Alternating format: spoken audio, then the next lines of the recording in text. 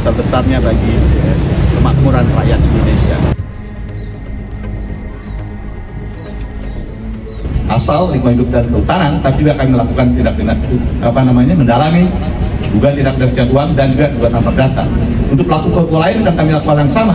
Kalau memang ada dugaan pelanggaran ini sudah ditutup semua. Mungkin itu dari kami. Tersangka Tambak Karimun Jawa dikenakan hukum pidana berlapis. Kawali, tindak pidana pencucian uang juga harus diungkap.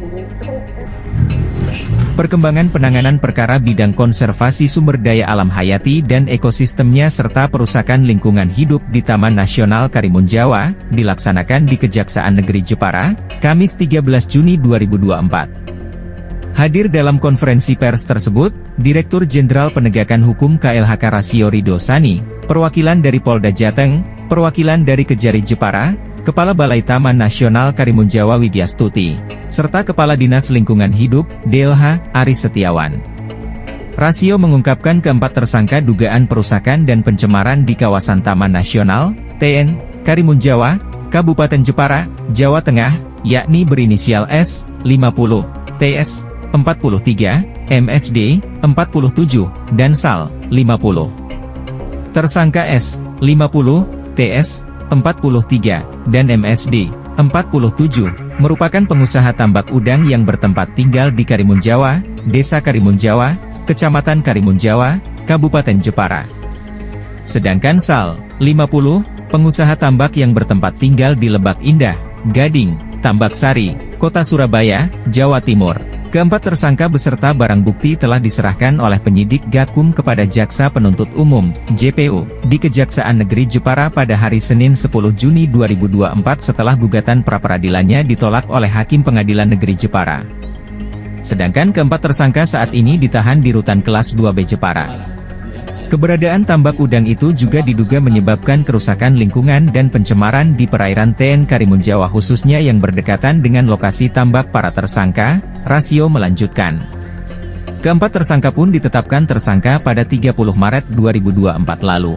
Kata dia, keempat tersangka terancam tindak pidana yang berlapis. Keempatnya terancam penjara 10 tahun dan denda paling banyak 1 miliar rupiah. Disampaikan keempat tersangka dikenakan hukum pidana berlapis. Pertama, tindak pidana konservasi sumber daya hayati dan ekosistem dengan ancaman hukuman penjara 5 tahun dan denda paling banyak 100 juta rupiah, dan keempat tersangka juga diancam tindak pidana pasal 98 ayat 1 URI nomor 32 tahun 2009 tentang perlindungan dan pengelolaan lingkungan hidup. Dengan ancaman pidana paling lama 10 tahun dan denda paling banyak 1 miliar rupiah, jelasnya. Tri Hutomo dari Kawali Jawa Tengah yang turut hadir dalam konferensi pers di Kejari tersebut sangat berterima kasih dan mengapresiasi kinerja dari Gakum KLHK yang konsisten dalam penegakan hukum kepada para petambak Karimun Jawa. Meski tiga tersangka S, TS dan MSD sempat melakukan perlawanan hukum dengan mengajukan gugatan pra-peradilan di Pengadilan Negeri Jepara atas penetapan tersangka dan penahanan oleh penyidik Balai Gakum KLHK wilayah Jabal Nusra. Yang akhirnya hakim memutuskan, permohonan pra-peradilan ketiga tersangka S, TS dan MD tidak dapat diterima karena permohonan pra-peradilan mengandung cacat formil. Seperti yang dikatakan Bapak Dirjen Penegakan Hukum KLHK, bahwa tindakan penegakan hukum yang dilakukan karena pihak pengusaha tambak udang sudah diperingatkan untuk menghentikan kegiatan yang diduga melanggar zona pemanfaatan dan diduga terjadi perusakan dan pencemaran. Akan tetapi mereka tetap tidak patuh. Untuk itu tindakan tegas memang sudah patut dilakukan untuk melindungi perusakan dan pencemaran di TN Karimun Jawa. Karena merupakan kejahatan serius mengingat pentingnya fungsinya TN Karimun Jawa bagi masyarakat dan pelestarian ekosistem. Terang Tri. Supaya ada efek jera dan menjadi pembelajaran bagi yang lainnya, para pelaku perusakan harus dihukum maksimal.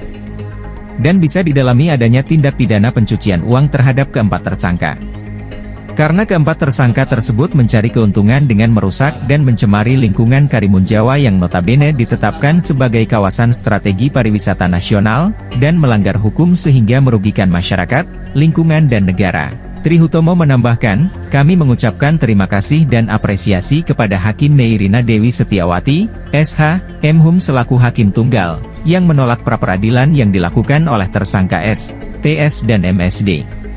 Serta sangat mengapresiasi kepada penyidik dan para pihak yang berperan serta dalam penanganan kasus ini. Kami akan terus mengawal sampai tuntas dan berjuang untuk mempertahankan kelestarian lingkungan, keanekaragaman hayati dan ekosistem Karimun Jawa melalui penegakan hukum.